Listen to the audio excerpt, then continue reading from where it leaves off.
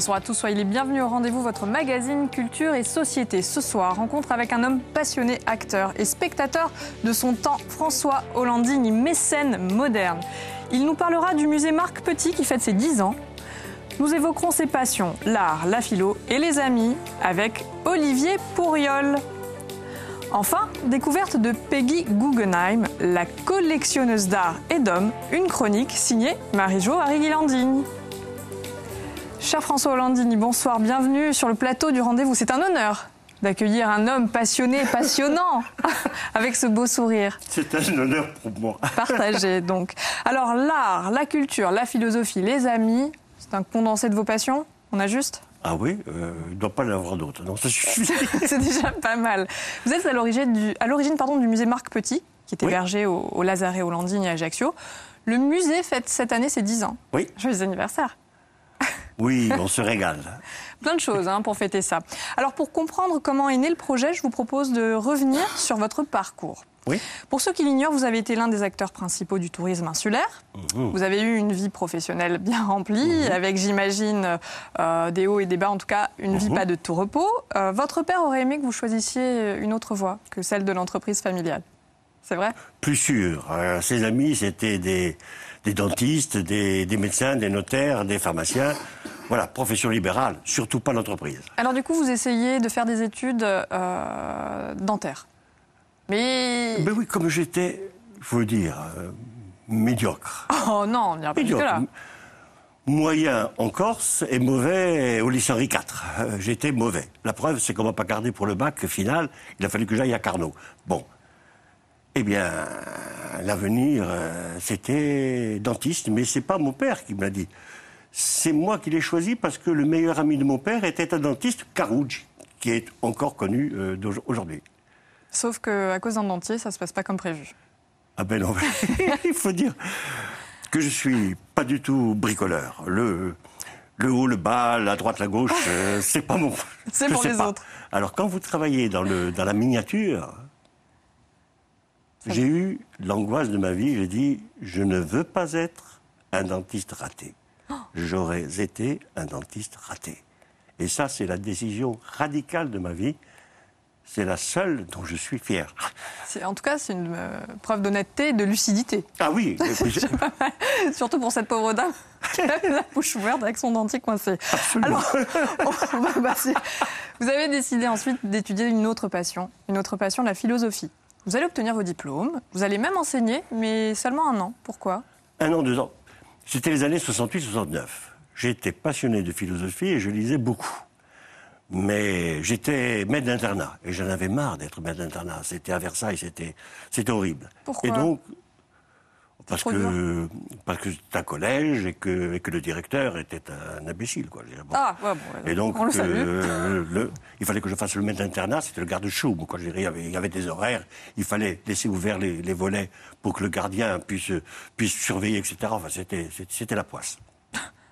Et donc, je me suis dit, maître auxiliaire de philosophie, j'ai fait 1 an, 2 ans, je crois. À Évreux ou à Dreux, je ne me souviens plus. J'ai passionné mes élèves. Mais j'étais un philosophe, un petit maître auxiliaire de philosophie, parce que je lisais beaucoup et ce que je leur apprenais, c'est ce que je venais d'apprendre. J'écrivais tout. Mon père a tout jeté, malheureusement. J'écrivais tout et je faisais un plan et je n'apportais que le plan et à partir de ce plan, je me lançais. Et c'était les lectures que j'aimais.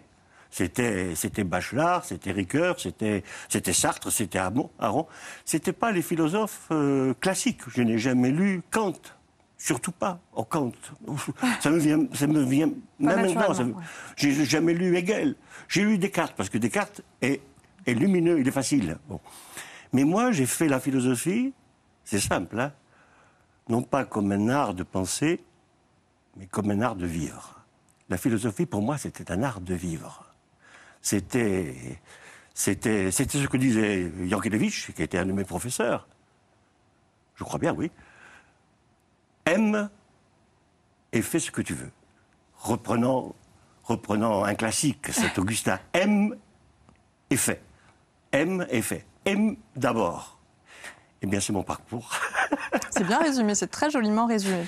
Alors malheureusement, vous renoncez à cette passion-là pour reprendre le chemin de l'entreprise familiale. C'était plus carré. Mais cela dit, est-ce que vous vous êtes amusé quand même dans le tourisme? Amusé, passionné, oui. Amusé, je ne sais plus. Mais passionné, oui, parce que, eh bien, j'ai été chef d'entreprise en me posant cette question, mais qu'est-ce que c'est que le tourisme? Pourquoi vient-il? Qui est la question qu'un apprenti philosophe peut se poser. Pourquoi je sers cet homme-là qui vient? Il vient pour rêver. À moi de me mettre à sa disposition, à la disposition de son rêve. Si vous faites cette démarche-là, vous comprenez tout du tourisme. C'est vraiment toujours dans le partage. Toujours dans le partage. Et dans le rêve. François, dans la vie, vous fonctionnez quand même au coup de cœur. Oui. On devait résumer ça. Alors, le coup de cœur, vous l'avez eu pour un lieu, le Lazaret. Oui. C'était un lieu oublié, un lieu d'exil pour les marins en quarantaine. Et vous en avez fait un lieu de culture et de partage. Justement, comment vous l'avez découvert, cet endroit? C'est le hasard c'est le hasard que vous gardez. C'est le hasard dont vous faites un destin. Voilà. On vient me voir parce que j'étais dans le tourisme, j'étais le gérant. Et donc, quelqu'un vient me voir en disant « Vous connaissez le Lazaret ?» Réponse « Non. » Il y a un permis de construire, un hôtel de charme, 10-12 chambres. Venez voir, vous verrez, c'est merveilleux. Je vais voir avec un ami, c'est merveilleux. C'est vrai. Je tombe sous le charme avec mon ami. Mais je dis non à l'hôtel, parce que l'hôtel de charme, c'est très difficile. Il faut prendre beaucoup d'argent, mais il faut donner beaucoup de services aussi. Donc je dis non. Et puis, 6 mois, 1 an après, mon ami me dit, mais tu cherches à t'agrandir, tu cherches 250 mètres carrés. Ben voilà, tu l'as, le Lazaret. 250 mètres. J'ai dit, ça fait 550 mètres carrés de construit, ça fait 600 mètres carrés de construit. Mais oui, mais tu laisses tout l'arrondi, tu le laisses tel quel, tu t'installes sur le devant, tu as tes 200 mètres carrés. Et c'est ce que j'ai fait. Et après, la question c'est, qu'est-ce que je fais du reste? Je l'ouvre au public. Et vous le restituez donc, au grand public. Et vous en faites un lieu dédié à l'art. Est-ce qu'on peut considérer que vous êtes un mécène moderne? Mécène, c'est pas le mot il me flatte, mais c'est pas le mot qui me convient. Le mot qui me convient, c'est plutôt donateur. C'est entendre Philippe Cossamagne, le conservateur du Palais Fèche. Je suis plutôt un donateur. Je donne ce que j'ai aimé posséder. J'ai donné 200 affiches touristiques au musée de la Corse, de Corté. J'ai donné 110 tableaux, 115 tableaux au Palais Fèche. J'ai donné plusieurs objets, dont une commode à la Maison Bonaparte, etc. Je donne parce que je rencontre des hommes qui ont à la fois l'équipement, le musée, et qui sont des vrais conservateurs. C'est Olivesi, c'est Philippe Cossamagne.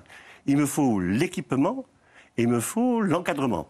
C'est exactement ce que je disais dans l'ordre du tourisme. La politique des 4 E, eh bien, dans les 4 E, il y a équipement, encadrement, il y a aussi environnement et aussi événement.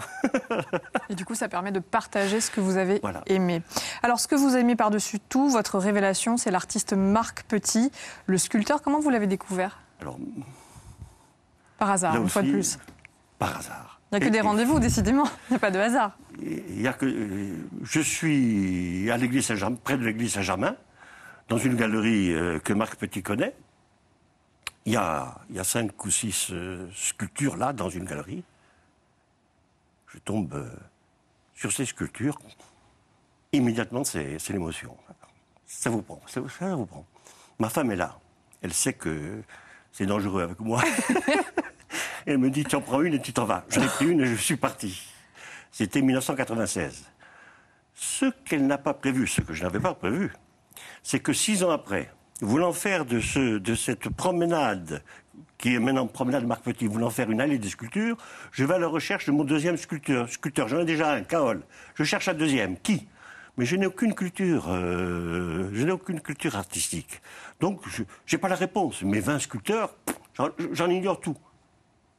Je vais chercher mon deuxième sculpteur pour lui acheter mes 2 sculptures, et je tombe sur une sculpture, pas sur un sculpteur, sur une sculpture, la fuite.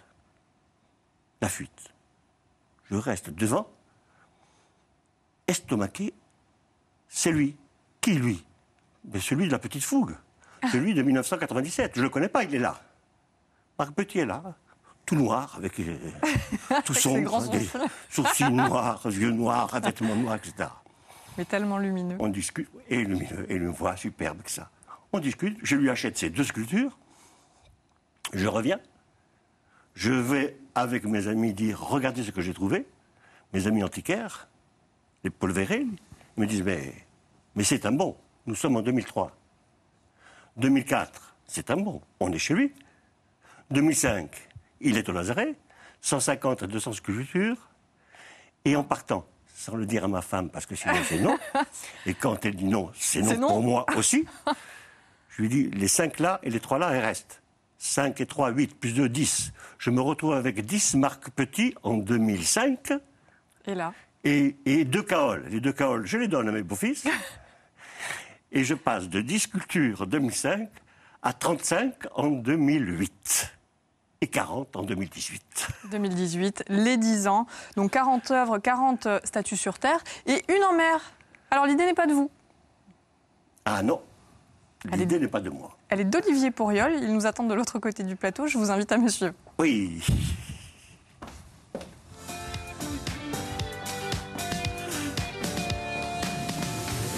Olivier, bonsoir. Bonsoir. Vous nous attendiez. Merci d'être au rendez-vous. Merci de votre invitation. On va faire les présentations. Vous êtes agrégé de philosophie, essayiste et romancier. Votre dernier livre, Facile, vient de paraître. En bref, c'est une philosophie de vie pour réussir sans forcer. C'est aux éditions Michel Lafon. Vous êtes également passionné de football et ami de François. Donc, je ne vais pas vous demander si vous vous connaissez. En revanche, je vais vous demander comment vous vous êtes rencontrés. On s'est rencontrés, c'était des rencontres au Lazaret, un été. Et c'était des tables rondes de philosophie. Et puis, on a sympathisé. Hein, c'est ça, hein, voilà. Tout simplement. Tout simplement. Pour se rencontrer, il faut se croiser et on décide de ce qu'on fait de la rencontre.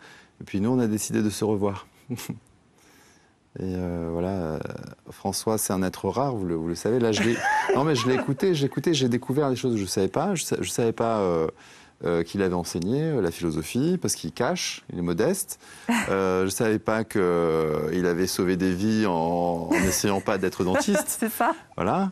Et il fait tout avec légèreté, avec profondeur, avec tranquillité. Je ne vais pas le faire rougir, je sais que ça l'embarrasse. Mais avec ce beau sourire, tout l'amuse. Mais c'est vrai, c'est vrai. Et philosophie, hein, on entend toujours que la philosophie, c'est la recherche de la vérité. Bon, voilà. Mais c'est surtout la sagesse de l'amitié. Voilà. C'est-à-dire que pour penser, il faut un ami. Et quand on commence par aimer, après peut-être on peut penser. J'aime bien ce qu'il a dit tout à l'heure, c'était dans le bon ordre. Alors on ne dit jamais non à un ami, hein, François. Du coup, c'est vous qui êtes à l'origine de l'idée du projet de musée sous-marin. Oui, mais moi je passe beaucoup de temps sous l'eau, parce que j'adore ça. Je fais de l'apnée, de la chasse sous-marine. Et un jour, j'ai dit à François, tu sais, un jour j'ai plongé sur un Christ à Key Largo. À Key Largo, en Floride, il y a une statue de Christ qui est immergée. Et qui est très belle parce qu'on peut plonger dessus, on peut la voir d'en haut. Même ceux qui ne savent pas mettre la tête sous l'eau peuvent quand même voir qu'il y a quelque chose. Il y a des poissons autour. Ceux qui descendent, c'est formidable. Et la sculpture, ça apprend toujours à tourner autour. On apprend à percevoir du coin de l'œil en tournant dans le mouvement. Et là, on perçoit aussi en hauteur, quoi. On a presque une 4e dimension. On circule autour avec une espèce de ralenti puisqu'on est sous l'eau. On ne peut pas rester trop longtemps non plus, donc ça veut dire qu'on fait plus attention à ce qu'on perçoit. Et il m'a regardé un peu comme ça. Comme un fou. Non, mais avec cet étonnement, il me dit de quoi il me parle, quoi. Et j'ai dit, tu pourrais mettre une sculpture sous l'eau. Au fond, c'est vrai qu'en Corse, d'habitude, la mer, c'est par là qu'arrivent les ennemis. Donc on a plutôt tendance à se réfugier dans la montagne. Et pas forcément, il y a plein de gens qui plongent en Corse, évidemment, mais je sais que François, c'était plutôt un homme de la terre, quand même. Oui. Voilà. Et donc l'idée d'aller déjà regarder sous l'eau, c'était un peu inattendu. Mais je vais parler de Bachelard aussi. Je dis, Bachelard, c'est une philosophie élémentaire. L'eau, ça porte les rêves. C'est l'eau et les rêves. Et donc ça, là, j'ai commencé à lui glisser l'idée. Puis c'était un jour au Lazaret, comme ça, on déjeune ensemble. Puis j'ai laissé tomber. Je dis, ça va pas. Puis 3 mois plus tard, il me rappelle, il me dit, oh, j'ai réfléchi. J'en ai parlé à Marc Petit, qui m'a pris pour un fou. Et puis finalement, Marc Petit a réfléchi, et puis ça l'emballe.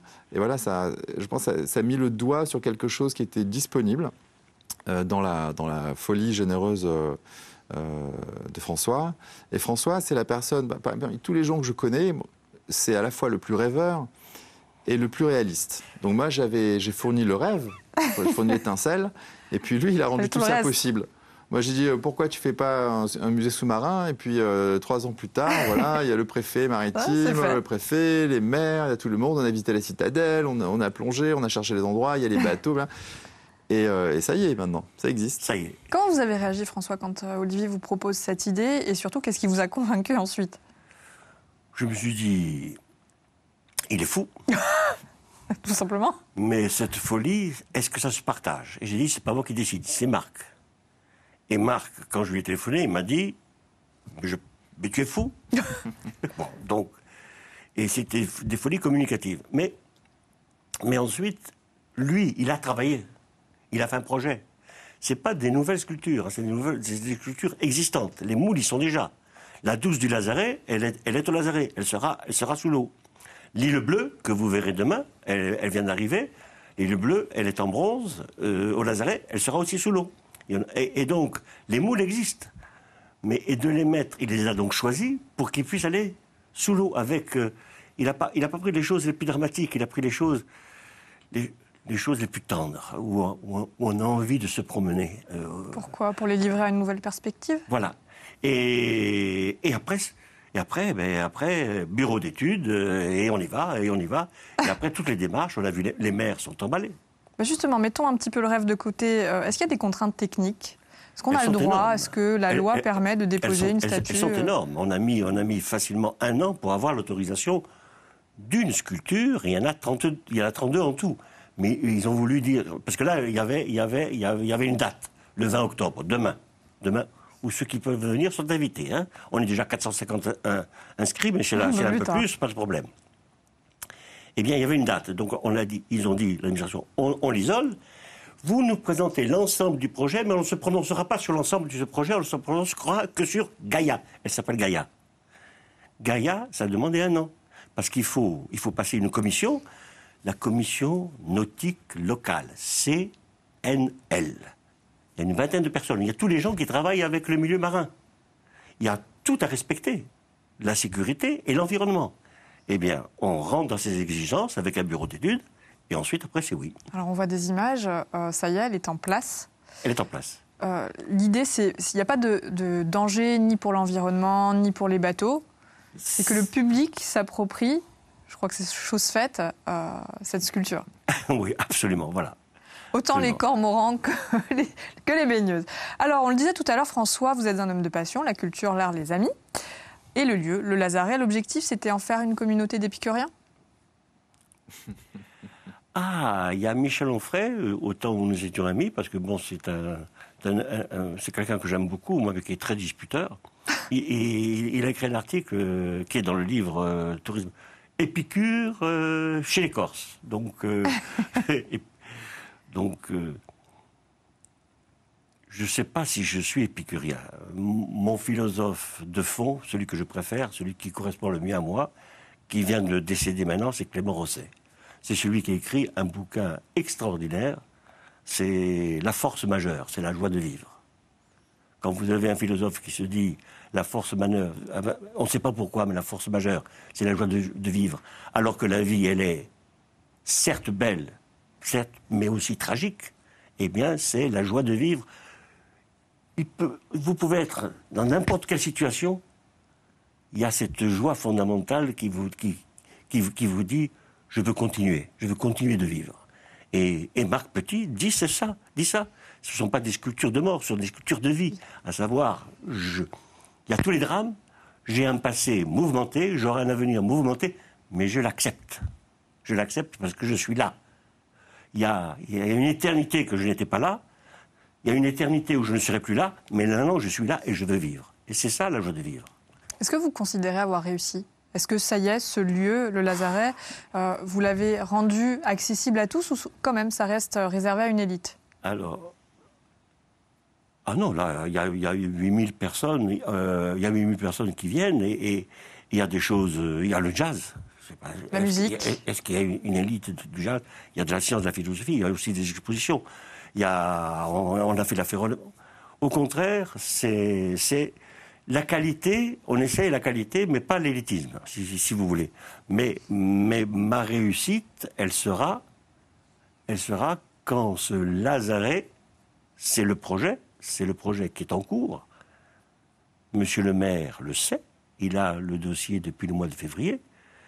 Quand vous avez un lazaret et que vous avez un Marc Petit, et que vous avez cet ensemble, et que ça vaut une vie, et que vous voulez que ce lazaret et ces sculptures deviennent objets publics pour qu'ils soient pérennisés, c'est ça. Quand, je dirais, j'aurais peut-être fini ma vie quand ça sera fait. Après la vie me donnera encore d'autres choses à faire, mais moi j'aurais... Quand vous en parlez, ça donne envie. On sent que la passion est là, mais le plus simple pour comprendre, c'est de voir aussi. Qu'est-ce que vous avez vu respectivement dans le travail de Marc Petit ? Oui. Alors ce que j'ai vu, d'abord, ça m'a fait peur. Ça m'a un peu glacé. Et puis, en y revenant, parce que c'est des sculptures qu'il faut finir de polir. Elles sont encore un peu sauvages. Je me dis, tiens, on dirait qu'elles ont toutes cramé. On dirait qu'elles ont survécu à une catastrophe de Pompéi, qu'on a retrouvé des corps calcinés. Et je dis, mais c'est ça la résilience. C'est-à-dire, on est capable de résister à tout. C'est ce qui reste d'en être quand tout l'inessentiel a disparu. Et l'idée, là, j'entendais François, c'est-à-dire qu'en surface, il y a déjà des sculptures, comme tous les sculpteurs sont exposés en surface, mais l'idée qu'en miroir, en dessous de l'eau, et puis certaines à fleur d'eau, on est les mêmes. C'est-à-dire qu'elles peuvent également s'intégrer dans un univers plus vaste qu'elles, et que les humains ressemblent à des choses. Et moi, je trouve ça très beau et très juste sur le très long terme. Nous sommes des objets, on doit chercher notre place dans la nature, et que ce soit à la surface de la Terre ou sous l'eau, on fait partie d'un environnement plus vaste. Et ces sculptures, elles vont accueillir de la vie. C'est ça que vous a séduit. Ouais. Allez, pour finir, elle était aussi passionnée. Elle était collectionneuse d'art et d'hommes. C'était Peggy Guggenheim. Et c'est Marie-Jo Harry-Guilandine qui arrive sur le plateau pour nous en parler.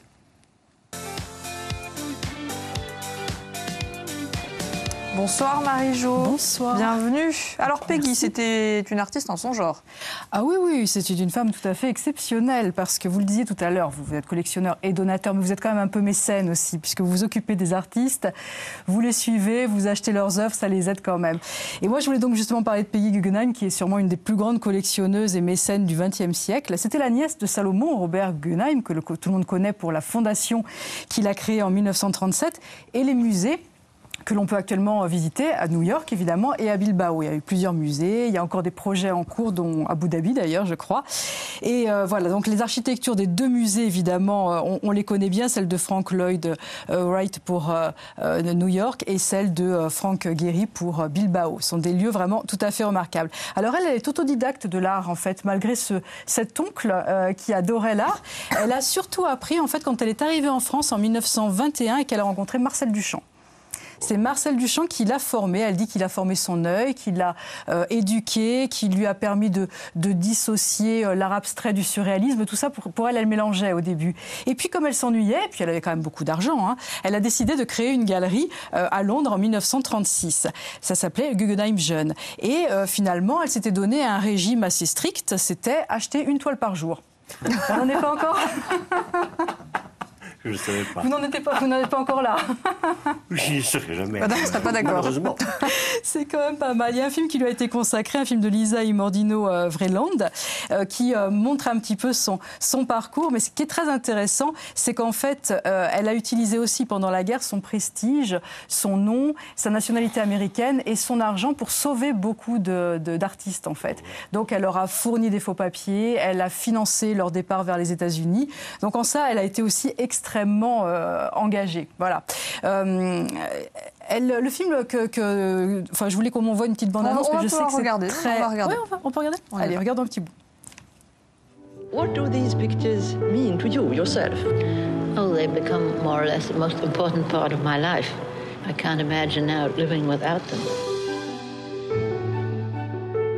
She'd carved out a niche for herself, and she filled it, and she made it as a collector, and as a kind of collector that never quite existed before. She wanted this art as a mirror for her own strangeness. She was talked about as such a slut for doing the same thing that all the men around her were doing. Peggy is a sort of model for the liberated woman. Peggy appealed to me because of her eccentricities. Just a wonderfully colorful family. She helped artists to leave Europe to the United States, so she very much saved artists. My father showed with her, my mother showed with her. She was a big part of their lives in 1946, when I was 3. I first met Jackson Pollock when he was working as a carpenter in my uncle's museum. So I rescued him from that. And how do you feel about walking down the ramp at the Guggenheim Museum and seeing your paintings in a completely different environment? Oh, my uncle's garage, yes. Well, it looks like a garage, doesn't it? I think if he saw this now, he'd turn in his grave. Did you feel it was a crazy life? Definitely, yes. It was all about art and love.